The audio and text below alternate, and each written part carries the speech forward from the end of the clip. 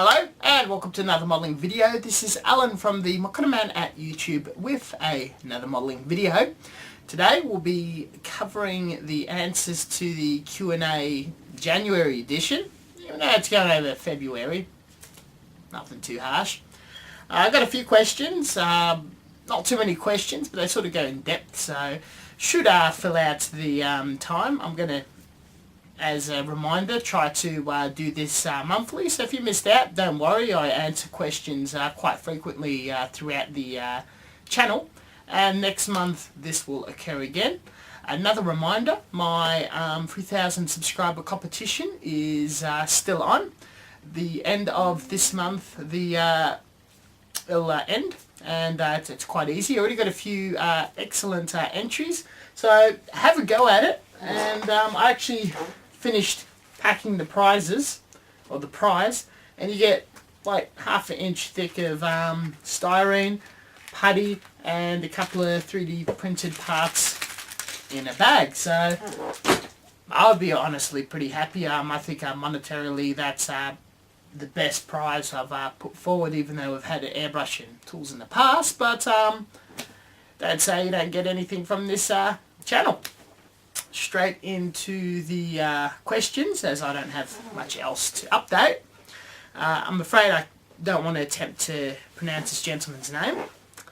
Any tips to avoid snow white effect when airbrushing clear matte? Thanks.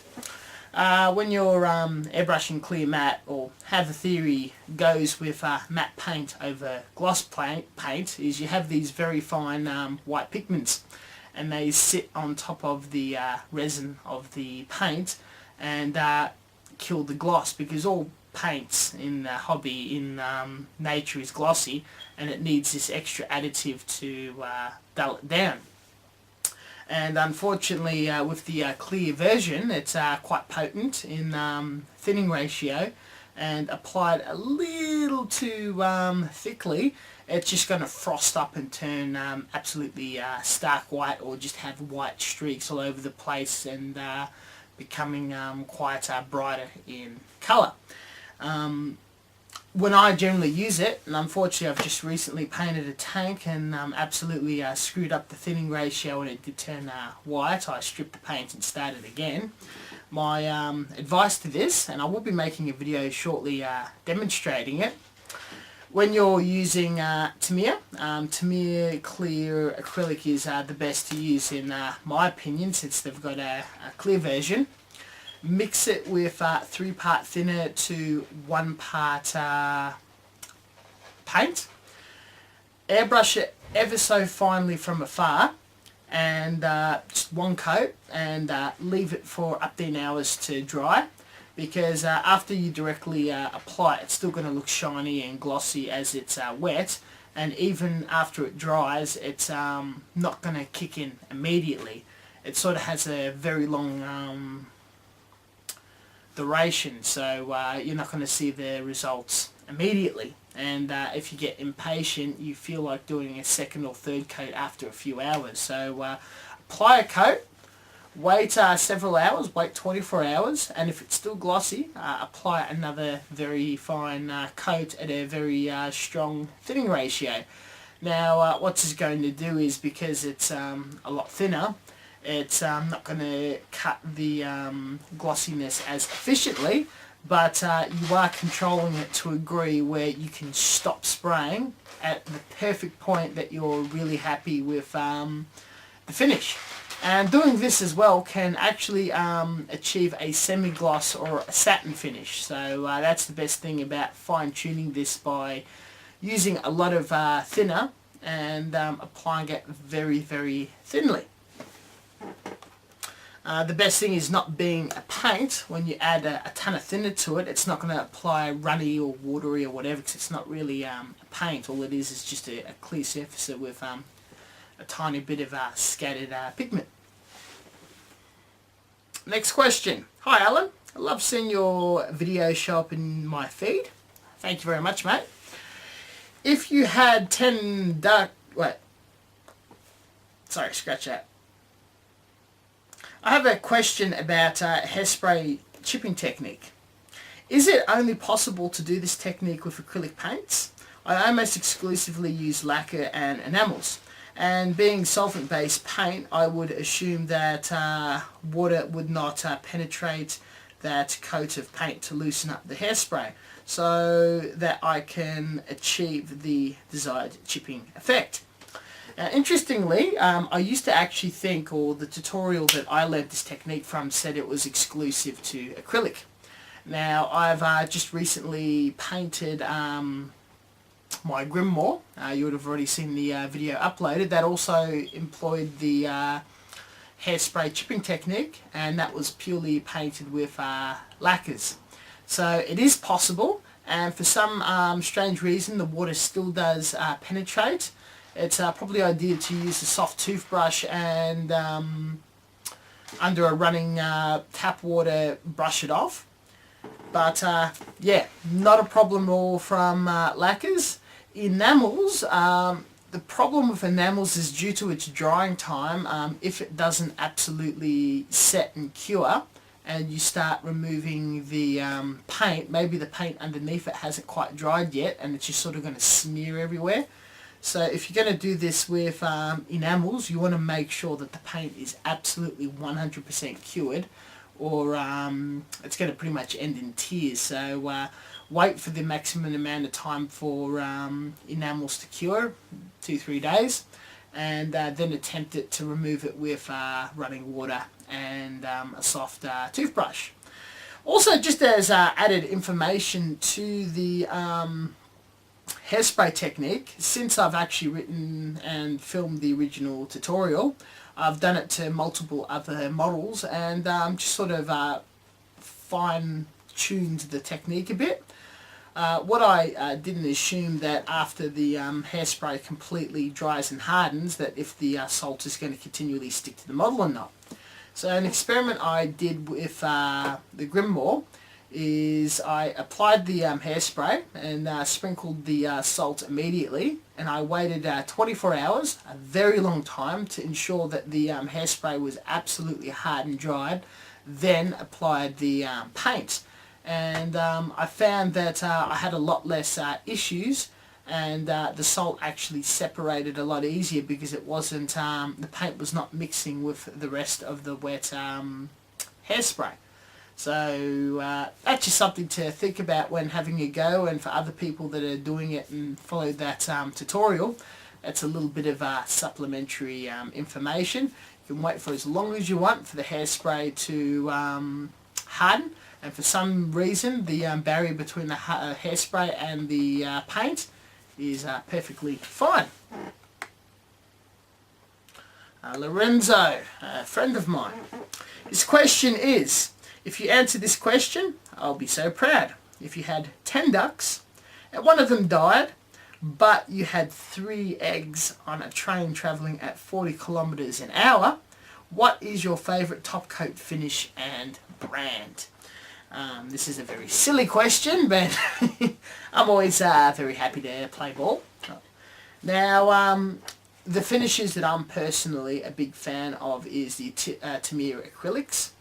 They're very easy to hand paint as well as airbrush. Their matte finish is the best you could possibly use for... Jesus fucking Christ. I'm sorry, I'm a bit uncomfortable about this strange cat in my studio. I'm absolutely off track. I'm sorry, I'm looking after a friend's cat, and the studio also smells of cat urine.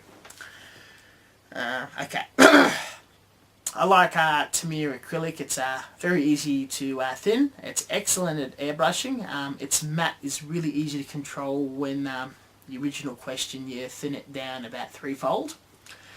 Its gloss is also pretty good. It layers nicely and it produces a very vibrant finish. Though, if you have access to Pledge Futurefloor acrylic, that is really good if you're going for a super glossy model by applying multiple coats. If you're trying to go for a semi-sheen, it has a tendency of creating driplets all over the place and having an inconsistent finish, because it's tad too thick. I suppose if you thinned it down a bit, it would be alright. But if you're going for a anything from a slight gloss sheen to satin to matte, to me acrylic is the go. Anything that's super glossy, the floor polishes are pretty excellent, or enamel clear gloss. To me, that's an excellent one. They just have a tendency of just looking really, really vibrant and really, really glossy. I generally avoid the lacquer stuff as it dries so quickly. Has a tendency of frosting up and doing all sorts of strange things because it doesn't have the time to dry sufficiently. The longer it takes to dry, the less likely things are going to craze and affect things like metal finishes or alclad finishes or whatnot. So the best reason why I like the Tamiya stuff and the floor polish is if you're using any of your absolute premium and classic metallic paints, it's not going to fog it up or do anything funny. It's going to give you a true natural clear finish without altering their colours, and they're easy to use. One other thing, the Tamiya matte has also been recommended to be an excellent surface for applying pigment weathering, especially for mid-production. When you add the pigments and you use the pigments as fixative, it just reacts really well to Tamiya acrylic, and only acrylic, matte paint. And it doesn't matter what you paint your models in, if that's your final coat, that's the best mixture for your pigments to sit on from multiple brands, dry brushing or weathering. Shoot Me, long time supporter. Hi Alan, any tips on working with metal? Still building my 1700 Drake from Gundam Seed and need to cut some brass sheets into shapes, then bend them around some tube, but my hobby saw is not having that much effect on brass, and the nippers can get through much metal. Oh Jesus. Hobby tools, anything that you buy from a hobby shop is not sufficient in working with brass. Your hobby saw can cut through soft brass tubes, though if it's actually absolutely solid or a greater thickness than 1mm, you're going to need to use a more heavy-duty hacksaw. For sheets or sheet metal, anything from 0.5 mil to 1 mil thick, you're going to need to use tin snips. Tin snips can be bought from hardware stores, and that's the best material for cutting into metal. Once you're starting to get into the 1 mil and thicker, which is already getting difficult to bend, you're going to need to use something like a Dremel cut-off saw or some sort of cutting power tool. Now this is all starting to get into dangerous territories, but working with metal, and I believe I made a video about this a while ago, because I do like to incorporate a lot of brass and coppers and whatnot due to its nature of curving and bending. It needs a completely different set of tools to what you use in your hobby, and nippers, you'll just absolutely kill them. They're made out of stainless steel. They've got a fine edge blade, and that's just going to absolutely crush the blade into glorified tweezers. So buy yourself a set of tin snips. You get them for a few dollars from a hardware shop. That will cut the majority of your metal. And for your tubes, just a couple of dollar straight hacksaw or coping saw, and that will get through your metals no problems. Again, anything thicker, you need cutting power tools. That's definitely graded to cutting metal, such as your Dremel cut-off blade, and not wood cutting implements, as they have much larger teeth and they're going to wear out or break on the metal, and that's a bit of a hazard to you. So don't have any fear in talking to people in hardware stores about this. If they're not of use, if you read the packages are normally very clear on the RPM, the actual device, and the speed of cutting various materials from woods and plastics all the way to hardened steels.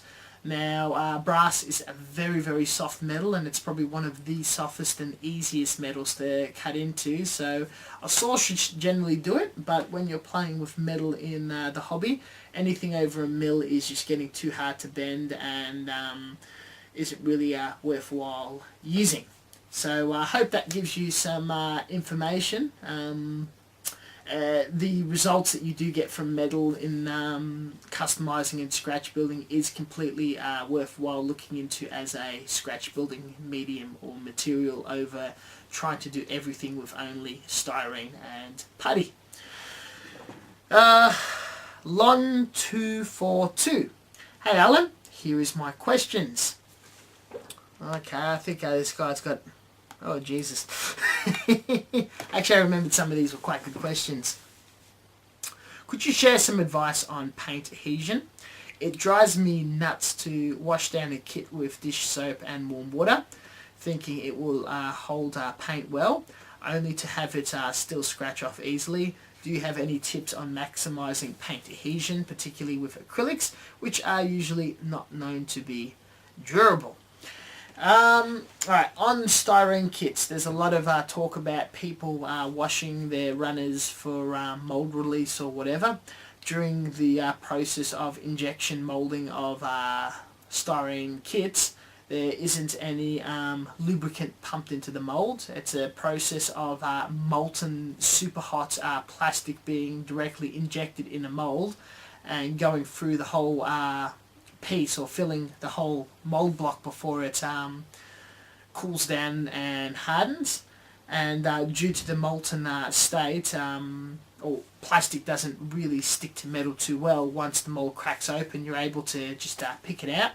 So they save money that way of not using lubricants, 'cause lubricants is a bit pricey when you're going into resin casting. So when you get your initial runners from most major brands, your Bandai's, Tamiya's, any military grade model, you don't have to worry about that. If the model is of age and it starts to do some funky things, or if it's not from a reputable brand, you probably might want to give it a bit of a soak and a scrub in warm water. Wouldn't worry about soapy. But plastic or styrene is already an ideal medium for painting. Though, especially for Bandai plastics, it's polished and smooth at a very high grit, and doesn't have a lot for the paint to attach to. Now, in my school of modelling that I like to teach on YouTube and all over the place that I hang out, I'm a massive fan of primer, lacquer primer. And there's a few videos where I discuss the theories, but the number one job of primers is the adhesion or the glue between the surface and the paint. So make sure that you're deploying primer in between your paint coats, even with acrylic, and you find that it does not flake off or scratch off whatsoever. If you're building a model, you're handling it a lot, and you're taking months to build it, and you're using putties and different products, and you're probably eating while building it, your model might get a bit dirty over time, unless you just quickly snap and paint. It is probably recommended just to give it a bit of a scrub underwater, just to get any food or whatever oils from your hand off it. But yeah, for acrylic on styrene, that is your absolute best bet with a top coat. If you're building resin, resin requires a lubricant in the mold when the different resin chemicals are mixed and applied in. It's a chemical reaction, not a temperature reaction. So whatever the material of the mold is, the resin is going to stick. So it's going to leave a soapy or lubricant film that definitely needs to be cleaned off. If you're building models with metal components or made out of metal, it does not hurt to clean it. Metal's non-porous, so if you do get any finger greases or any sort of oils on it, it's going to stick and it's going to stay there. So that definitely needs a clean, and most hobby brands of primer still struggles to etch, so you need to make sure your primer is a metal etching primer as well as a model lacquer primer. Tamiya etches to metal. And Mr. Hobby has a solution that's purely a metal etch, and then you put a primer on top of that. So that takes care of all of your metal needs. For your soft vinyl, it does not take any solvent paints above acrylic, but the Vallejo primers do a very good job of adhering to that. So that answers your paint adhesion question. You need to use primer if you're having problems. Make sure you mix it and shake it correctly, thin it correctly, apply it correctly, because if you're not mixing your paint jars or shaking the paint jar sufficiently, there's important components of the paint that isn't going in your airbrush cup and spraying on the model. It's missing some sort of component that might be important for the adhesion.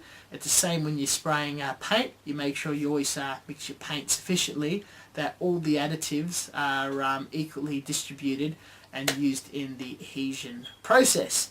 So styrene's okay. Any other material needs a clean, lacquer primer, and just make sure you paint your models properly by shaking or mixing the paints. Do you find priming plastic models to be necessary? Why or why not? I've just answered that, so pretty good. Have you experienced Gunpla becoming brittle when exposed to enamel washes? I've tried to do washes a few Gundam model kits in the past, only to have them get brittle and even crack.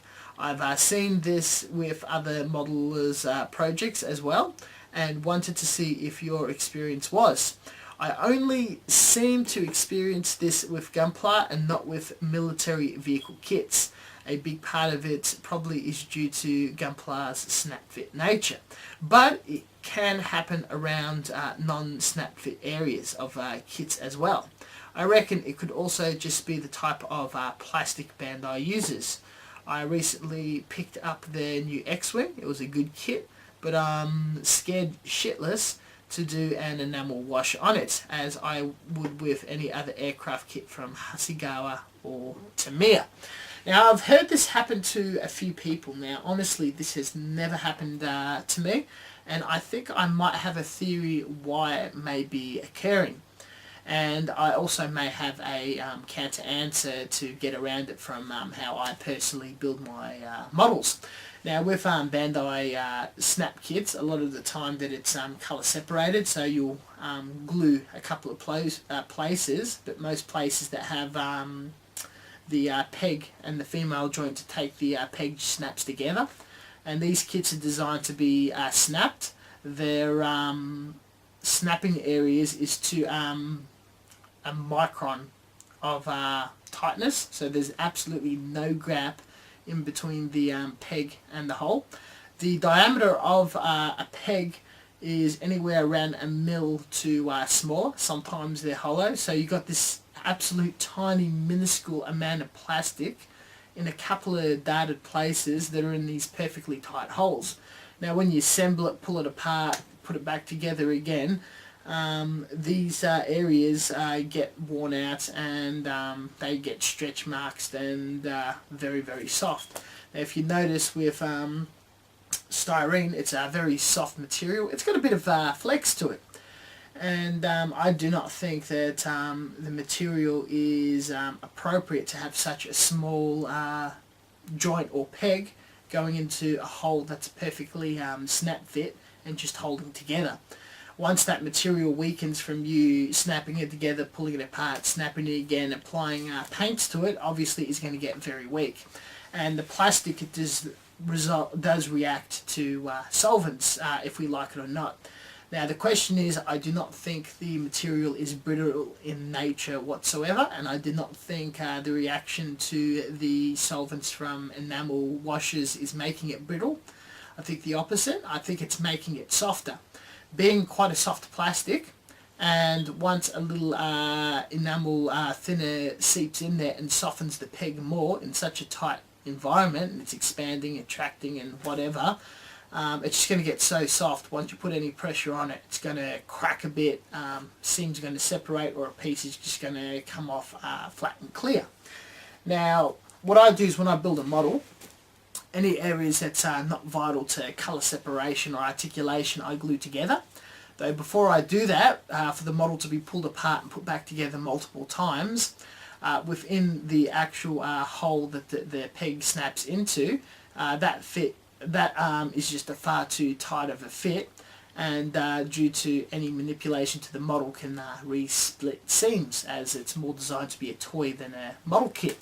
So what I like to do is I get a drill bit and or a tip of a knife, and I make the hole that it pegs into a little larger, so it's a very, very loose fit. It doesn't snap, more like it just sort of barely holds into place without falling apart. If you were to rely on it just being snapped together after the holes being enlarged, your model is going to fall apart and whatnot. But this is an aim that it's going to take any paint, even though I mask my pegs, and later on have glue around the seam areas as well as in the pegs and the holes. So when the piece is glued together after the painting process, the glue is actually adhering the areas of the seam, the connecting flat surfaces, or the two flat surfaces, as well as the peg and the hole. So there's going to be a tiny amount of glue in there, and the model adhesion is purely relying off the strength of the glue, and not this two tiny surfaces of plastic that perfectly make contact, that also potentially creates a wider seam. And I'm getting more drama with cats around the house. Just hang on for a second. In conclusion, rely off gluing every part of your kit that's not articulated, even after the painting process. Two-part epoxy or PVA glue. Enhance the holes ever so slightly at the top of it or throughout with a knife or a pin vise. And once it's not such a tight snap fit and more of a loose fit relying off the glue, there's just a flush surface of glue, and when you're putting solvents over the area, it's just going to sit in the seam no problem, and there's absolutely no plastic surface that it can react to, get weak, whatever. So like I said, I've never experienced it before. This is how I build my models, and the only problem I have occasionally is large seams across a massive surface opening up over time.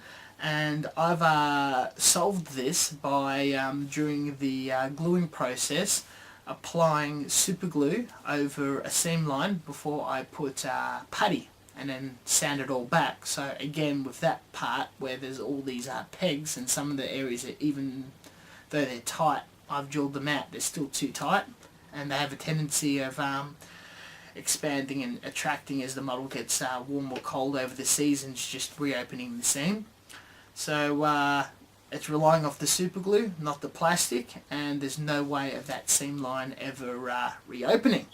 So just have a think about how you're building your models. If you are not relying off glue everywhere, probably consider gluing in other areas, and also not relying off the snap nature, because the snap nature is really only designed for the more toyish nature of the hobby. I hope that answers your question, but yeah, that's as far as I can figure out, that it doesn't affect me, but it may affect other people, as Bandai plastic is polystyrene, the same styrene that you find in wargaming kits, military models. It's a more pure form of styrene. It does not get funny because there's added colours added to it. It's actually one of the finest plastics in the world, next to English style wargaming miniatures. So it's more of the design of the kit and the purpose of the design, and it's just a different thought of mind of modifying and customizing the kit to your needs. Continuing with Lon242's list of questions, I've been putting an outdoor diorama together for a 35th scale tank kit. Do you have any tips on making realistic tree leaves and foliage? I'm mainly using woodland scenic stuff, which looks good from afar but not so much close up, especially in large 35th scale. And on a related note, please continue to produce how-to diorama building videos.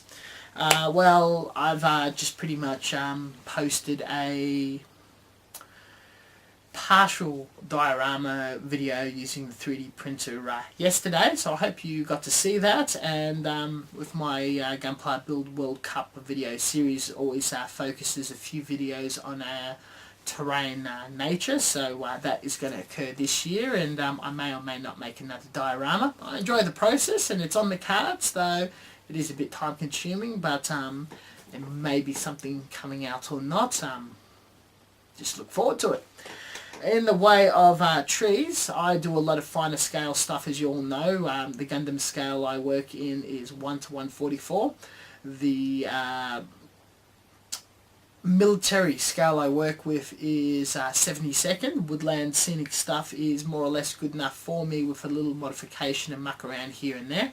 35th scale is quite big, and next to small detail like equipment and figures, woodland scenic trees would look insufficient and quite cheap. What I've seen at model competitions and talking to modelers who work at a bigger scale, your two options are scratch building your own trees and either modelling them as dead out of wire and a mixture of putty, or figuring out how to make the leaves. Now, from what I've seen from the two very well-known modelers, their names escape me. One guy made a press and he produced just hundreds of tiny little maple style leaves out of a really thin plastic, something like 2 to 3 microns, and glued it at the tip all over a tree made out of wire. So you got all these branches coming out, and then later on, as it's the trunk or the branches are meant to get thicker, it's padded up with a bit of putty, and it was all painted, and then the foliage was all glued on with these tiny pieces of plastic, and they were all hand painted and highlighted, and that tree looked really realistic. It was pretty cool. Another one is I've seen photo etch trees specially made for 35th scale tanks and dioramas. You can pick up at premium hobby shops and online. The brand escapes me. I can't remember what they're called, but you get these massive photo etch sheets with individual leaves in all of them, and a photo etch tree that you can bend into place or whatnot, or you can buy the woodland scenic dead tree or scratch builder tree, and you can buy just the photo etched leaves. The coolest thing about these etched leaves is being metal, you can bend them and curl them and all sorts of stuff. Though I have to imagine, if you're doing a few trees or a big tree, buying all those photo etched leaves and cutting every single one out and bending them and gluing them individually will be absolutely insanely tedious. So unfortunately your options are not good. I've never made a realistic tree for such a large scale. The options seem to be quite expensive or really time consuming, but in the end they're your choices from my knowledge, but that shouldn't stop you from doing a little research. I've actually never thought to look around the subject. It's only just a conversation. I happen to talk to people and stuff that I've accidentally stumbled upon in the hobby shops or online. Google making realistic 35th scale trees, see if anyone's produced any tutorials, how-tos, work in progresses, maybe a YouTube video, and that might be some interesting ideas. I know wargaming diorama building and railway diorama building comes up with all sorts of insane scratch building ideas, as some Puritans in those two fields refuse to buy any terrain goods, and they make everything from scratch, from hand, including trees and rocks. And they may come across some interesting ideas that might give you a more realistic result than from Woodland Scenic. So it's a little further homework for you. I don't have all the answers, but it's given you a direction to do further research and probing. If you find a modeler that posts his work that's done something like that, send them a message or a question, probe them a bit, see if they will unleash any information on you. That's the tree question. Back to Lon 242. that's about it. Thank you for sharing your knowledge by doing these sessions. Please keep up the good work. Thank you very much for your support. I actually honestly enjoy making these question and answer videos. They're very easy to do as I don't have any modelling or pre-work or editing to do, except for these cats and their incidences. That was all the questions for the main video. There was 2 questions that appeared on other videos of mine. I did get this not so kind question, actually more so a rude statement on my Armour AFV tank tracks attachment tutorial. It's a video where I show how to glue vinyl or rubber tanks to your models. And as you can see back here, I've probably produced about 30 to 40 70-second armour kits, and as the technique has not worked on every single model, it successfully worked on most of them. And in the videos they sort of mention if there was a struggle or if it worked out pretty well.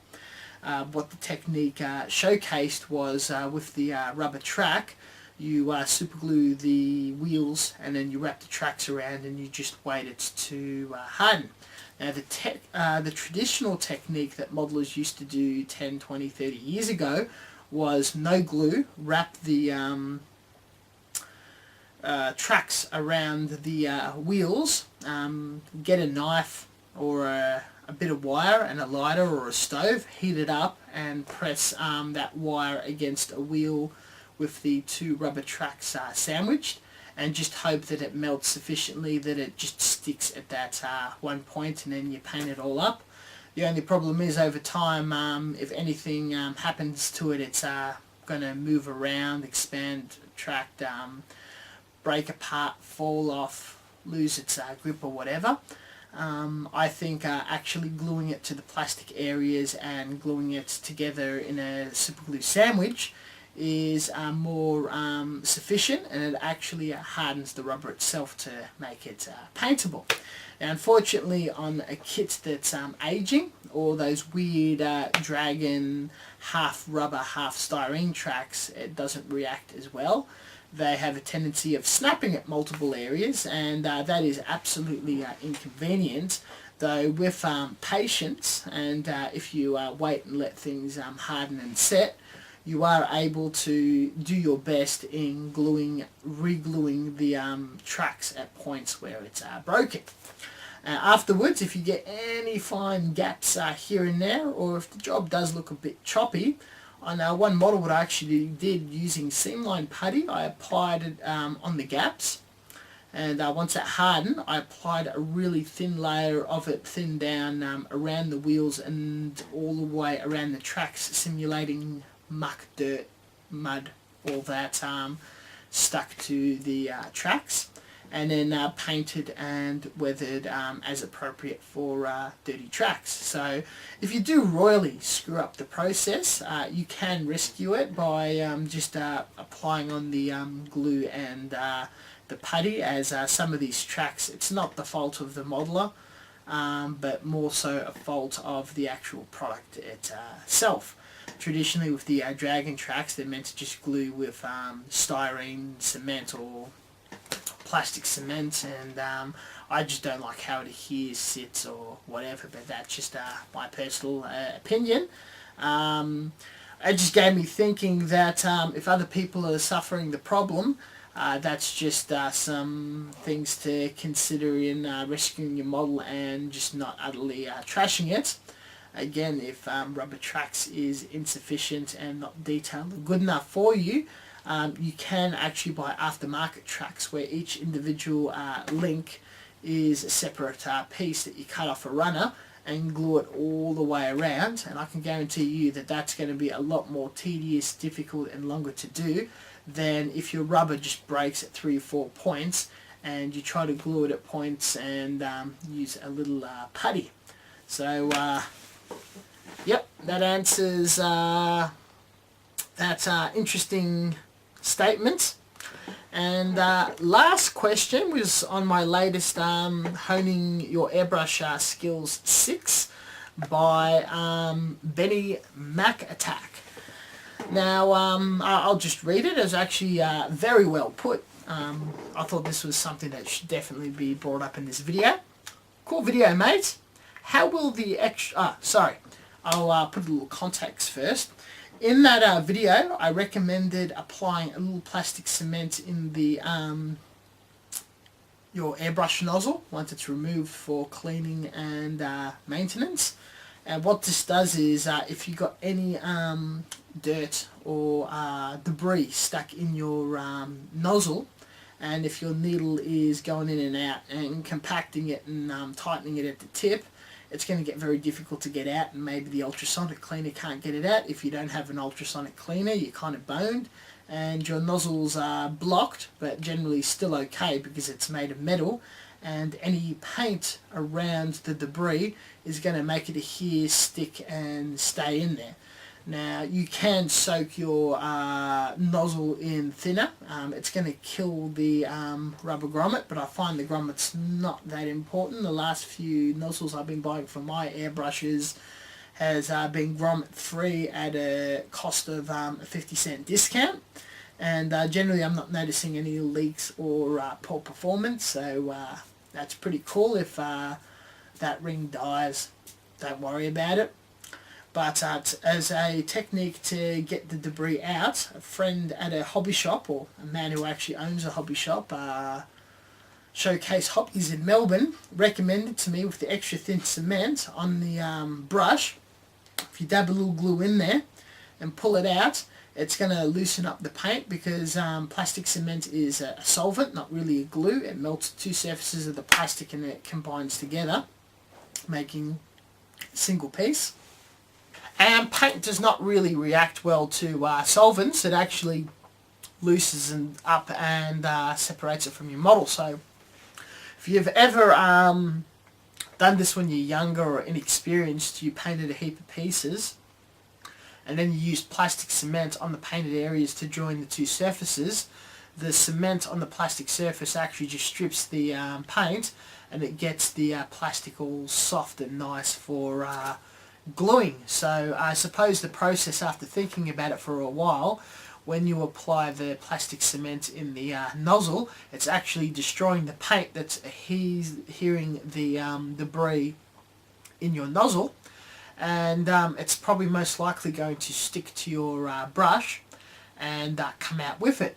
If not, if you soak it and clean it and ultrasonic clean it and whatever, there's more chances of that debris coming out than just being permanently stuck in there with paint gunking it all up. So it is just an idea. I'll go back to Benny Mac Attack's question, but that's just the context.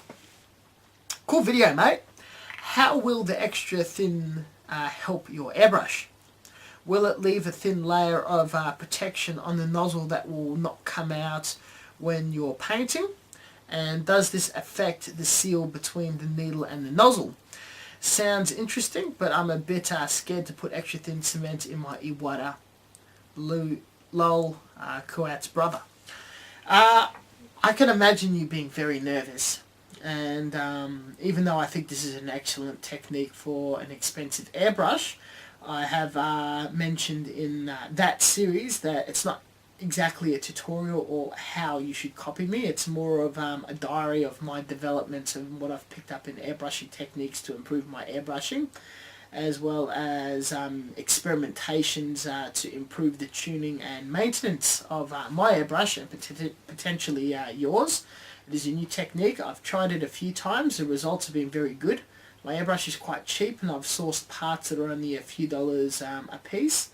I don't ask you to mimic me, especially if your piece is very expensive, but what I will do, and as this is still in an experimental phase, I'm going to continue apply that method of maintenance. I've already seen a drastic improvement in my airbrush, though we will see in a few more months' time when I do more episodes of that series if it's going to produce any problems to my airbrush or if the performance is actually going to improve. And once personally to yourself or Benny Mac Attack, if that is evident that it's doing very, very well for me, then it's most likely giving you enough information to mimic it and try it yourself. Or if I'm getting more problems, and if I later on find out that that's the problem, then it can be a warning of it's a bad idea. So I'm voluntarily putting my hand up as a guinea pig. I'm happy to put my models and my airbrush on the line for this. And it's really your decision, since it's not really a hardcore tutorial. Now, in my opinion about the section of the cement putting a thin layer of protection on the nozzle, I don't think that's really the aim or the case. All cement is solvent with a tiny bit of plastic melted in there. Since the ratio of solvent to plastic, that it's pretty much all solvent, and if anyone's trying to make putty by adding more plastic into cement to make a thick slurry, when you apply that slurry to anything, it takes forever, up to days, to dry. So if you put a little bit of cement in your nozzle, and as I recommend it, you pretty much flush it straight away or even hours later, a mixture of a different solvent like lacquer thinner or what else is going to practically flush it out. So it's not going to leave any residue, film or anything, as a plastic based sticking agent and solvent is not going to soften up the metal or even want to stick to the metal. I don't think cement can react to metal that way, and there shouldn't be any issue. Now, depending on the opening on the back of your needle, I've got a few airbrushes. Some of them are massive, some of them are tiny. Potentially the cement can make contact to your rubber seal. Rubber does not react well to solvent whatsoever, and that's just a decision that you'll have to make based off your airbrush or the rig that you're using, if you feel that the seal's important or not important. So yeah, that's just all the information out there. I'm pretty sure if you apply the glue in there and then wipe the seal immediately, that it's going to last for a very long time. But this is just a question of later on, once your nozzle's clogged and you can't use it anymore, that might be a more of an appropriate time to deploy it than as a monthly ritual.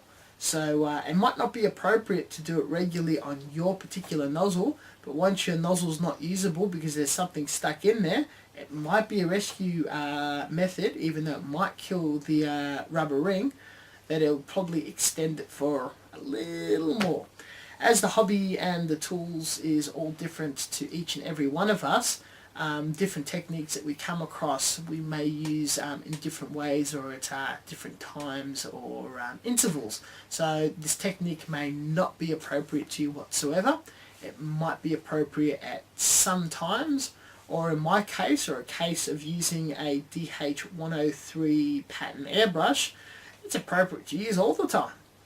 But yeah, thank you for your support, Benny Mac Attack, and thank you for that really interesting question. I've got no problems people being skeptical or actually calling out against my method or madness, or even questioning it, as long as we're all nice about it and not being too rude. But that was pretty much very well written. That is, oh no, there was one more question. I'll bring that up. This is a Facebook question on one of the Facebook groups made directly to me.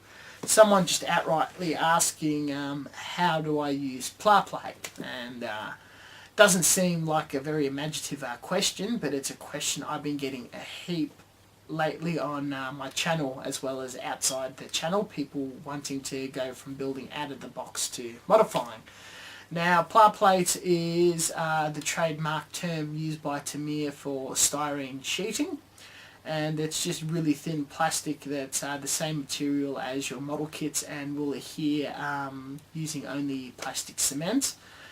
A lot of people do it, and because it's used by many different modelers across many different fields of modeling, there's a lot of different ways to use it, and there's a lot of different products out there.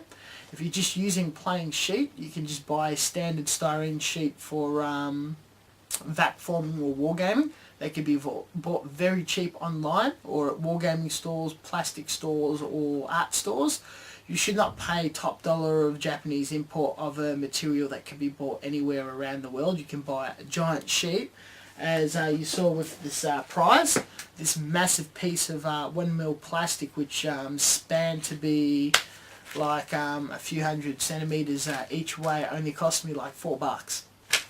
And fire plate, it's going to cost you like $20 for not even 1/10 of that material. So buy it cheaply, because it's the same thing. Though Evergreen Styrene, which is I think it's made in the United States, their sheet, the same with their 1mm and 1/2mm styrene, is overpriced, but them and Plastruck create tubes and bits of really fine semicircle tubes and just long bits of dowel, squares, poles, all sorts of just different shapes for making engineering structures or architectural structures or mechanical structures. They come up with sizes and every type of shape that could be used for all sorts of interesting projects. Again, very expensive, but used wisely can give an definitely interesting flair on your model.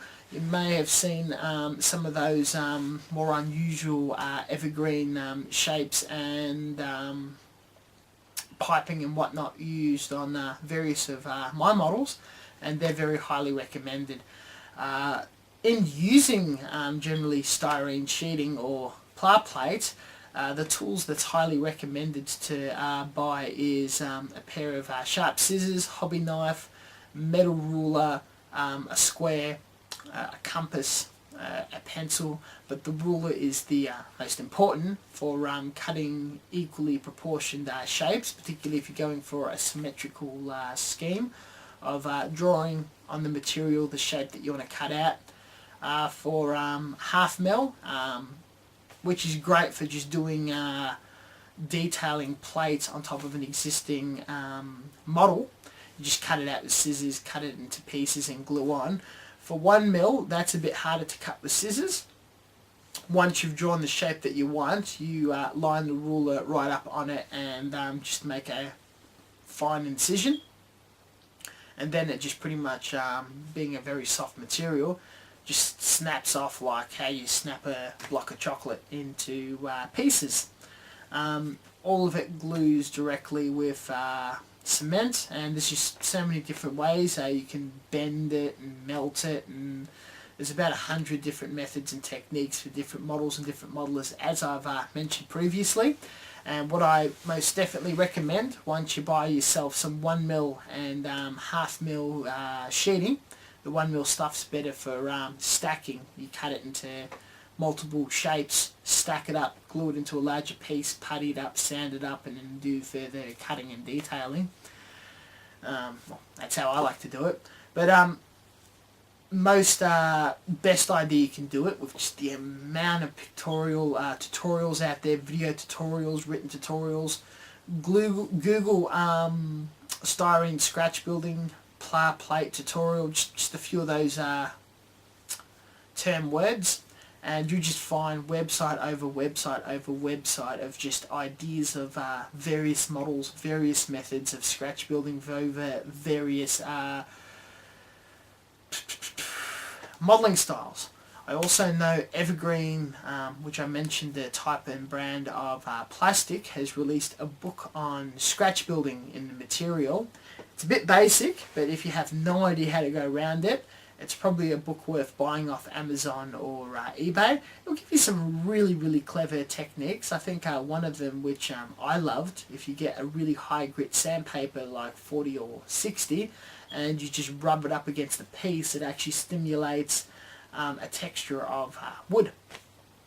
So give Google a try, have a look around, find some other tutorials and just gather as many ideas and just go absolutely wild and let your imagination go and cut shapes that you desire and glue into places to just detail up your model and make it really cool. Buy evergreen strange shapes, glue that all over the place. Just have fun with it. It's just something to allow your imagination to go wild and put your own personal flair on the model kit. Not so much what everybody else is doing. And a lot of people out there are also scratch building weapons and knives and swords and all sorts of things, and you've seen me do it before. It's not very hard. When you're thinking about scratch building in plastic, it's best to think of draw it and draft it on a piece of paper and just think of the different type of shapes that will create it. So if you're going to make a shotgun, you'll have like the main stock of it, which would be about 4 layers of plastic in a very basic shape, and then you glue on the barrels, and then you glue on all sorts of other detail over that, and it just builds up from this series of basic shapes. It's something that looks a bit more complicated, and as a question that was mentioned earlier, brass and metal, it gives you a flexibility option where it's able to be bent into a shape and hold, and that can be super glued all over the place, and it just gives you that much more flexibility in your modeling and scratch building. Now I think this video might have gone way over, and again I've been a bit rambly, but the series seems to be very popular and you guys are definitely enjoying it. Thank you very much for watching. I do apologise about the strange cat doing strange shit. Catch you guys next time. I'll try to do this again next month, so bring out your questions. Don't keep it on your chest, because a lot of people may have the same question on their mind, and that information can be shared with a lot more people than just being asked and answered in a comment section of a video where people don't really read the comment section. That aside, if you need immediate help, you are very free to ask me via private message or in the comment section or on my Facebook page. I generally check it every 24 hours or on a day off, probably 2 or 3 times a day. And most likely, a lot of the time, you'll get your answer within 24 hours. A lot of YouTubers and modelers out there are also available. Like, you can leave comments saying good video, whatever, but with many modelers out there, if you write a comment in the way of a question, looking for knowledge in a way that they've built a model, painted a model, something that you like, that you've seen someone do, feel free to ask them, because most people in the hobby out there are interested in sharing their way of doing things and influencing their methods on other people. And people get those methods, change it slightly and pass it on to the next person, and it's how the hobby grows. But all in all, catch you guys next time.